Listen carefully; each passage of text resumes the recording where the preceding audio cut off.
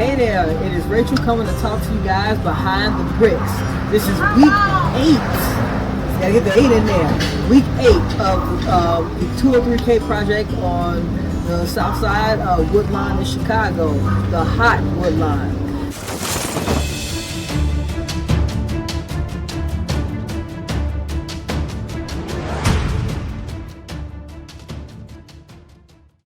So, talk a little bit about what has happened this week.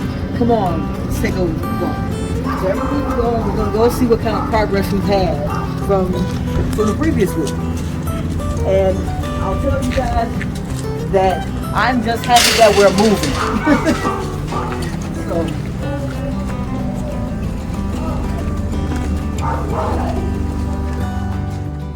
So currently, if you guys look at the previous videos, you remember that this was a mess down here. We had the floor here on the left side. We had where they had trenched down and moved the water pipe above ground. This area here has also been, they've also put the concrete in, and I see they left a drain hole there so the water could drain out the basin in case some things happen.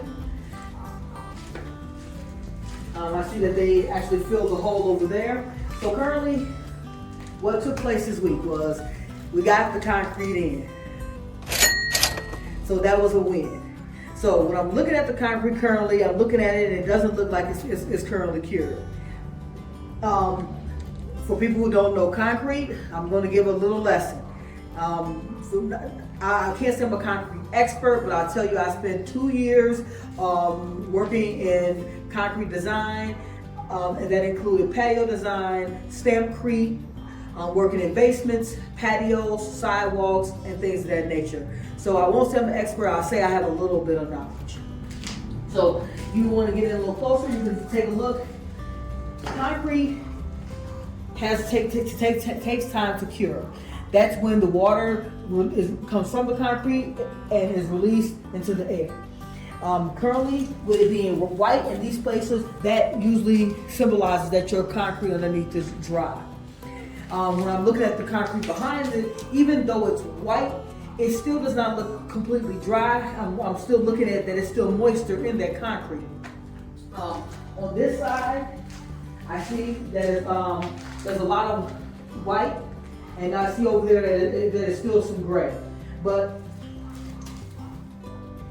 And what I want to say is that the top of the concrete will be dry to the touch after a day or so. But for it to have a solid base, it has to completely cure. Otherwise, you will start getting the concrete will start cracking. It will not withstand any pressure, and over time, it will start crumbling. So it goes to how you have to build your life. There has to be a foundation for you to build things upon. So the concrete in this case is the foundation. So the good things that have happened this week is that we got concrete down. We're moving forward in the project. We made some things quite clear this week. The contractor and myself had a conversation about what's next, how things are going. We talked about some things that were not part of the original scope of work. And I want to expound upon these things, guys. When things are not a part of your original scope of work in a 203K project, two things happen. Either your contingency budget is being used for those things, or you're coming out of pocket for those things. So you want to make sure that when you're doing your walkthrough, and as I said, from these videos, you will learn about the lessons that I am currently learning so that you don't be in the same situation when you do your first 203K loan. So the couple of things that were not added in the budget for the basement were, if you take a look around, pan around a little bit for me, you don't see any duct work. So if you don't see any duct work, that means that you don't have HVAC in the basement. So during the 3 walkthroughs that we did of the project, no one ever noticed that there was no duct work, which means we had no heat in the basement. And part of the project was to duplex from upstairs to downstairs. And I know that you guys are thinking that maybe upstairs the ductwork is on the floor. If it's on the floor, if you're not aware, if you have ductwork, if your HVAC on the first floor is in the floor, then your ductwork will still be visible on the floors. And you would just create a vent to your basement. That's not as much work. You create a vent and you seal it off. As I said, guys, I'm not a novice to the process. Previous to me starting my 203K project, I did a lot of research. I also did wholesaling, where I talked to a lot of buyers who gave a lot of great information when I was trying to sell them a property that I had under contract. So I want to make sure that you understand that you don't go from 0 to 100. And some people can. Some people have the money today to start the project. What you don't have is the knowledge. So what I did for 2.5 years is I wanted to gain the knowledge to be able to understand things within the projects, and I am still learning along the way. So it's always being open in your mind to new things, understandings, and gaining that knowledge, putting that under your belt for your next endeavor. So back to the ductwork. So there isn't any ductwork down here, so that means we have no HVAC. Bummer. So currently we have a couple of bids out there. My contractor has a bid for $4,000 right now to go from the furnace that's already in the basement.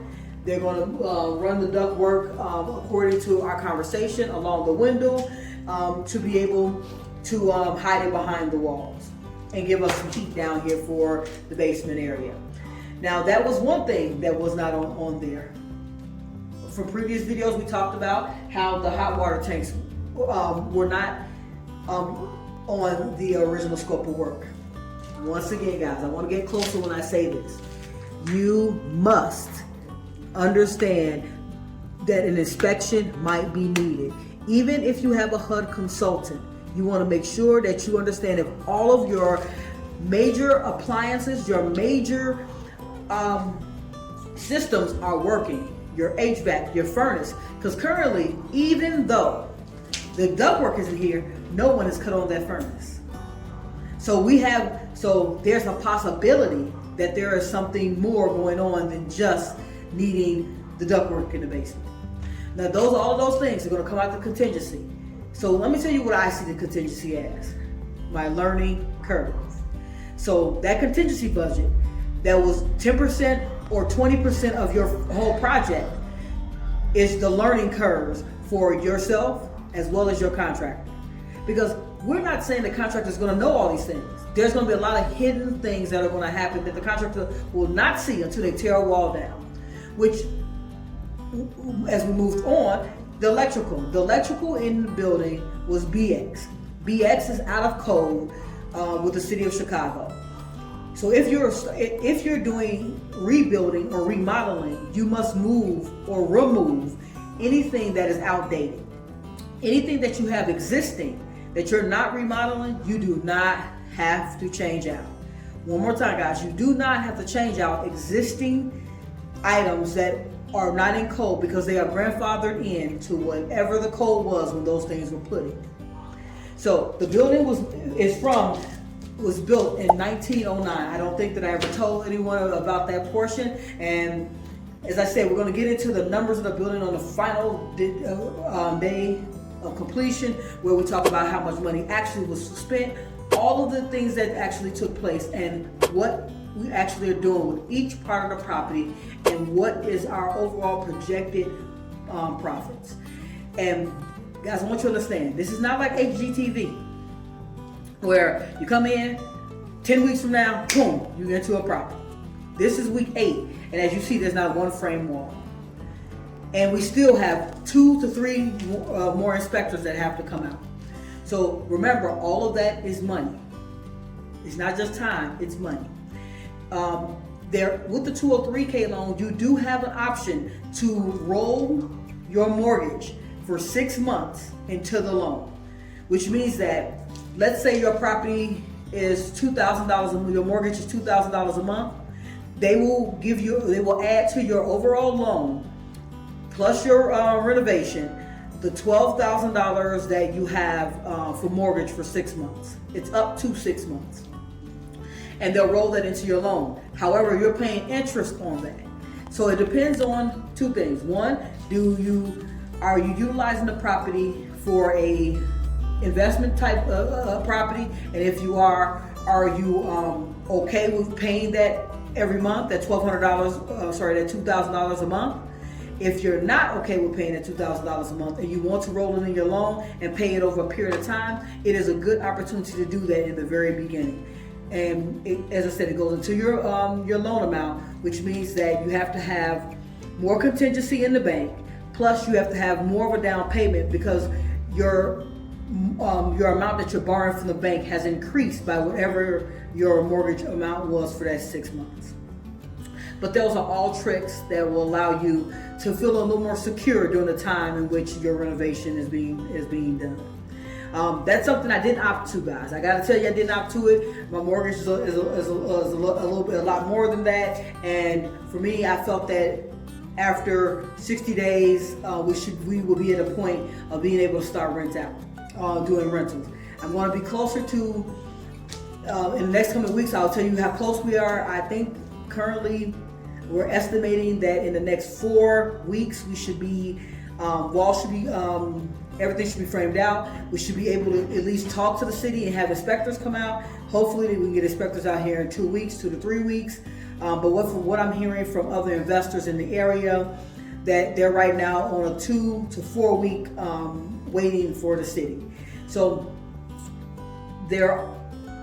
these are things that stall your project, that make it where, as in you're waiting for a resolution, or you're ready to see if walls can go up, or you're trying to find out if your plumbing is good.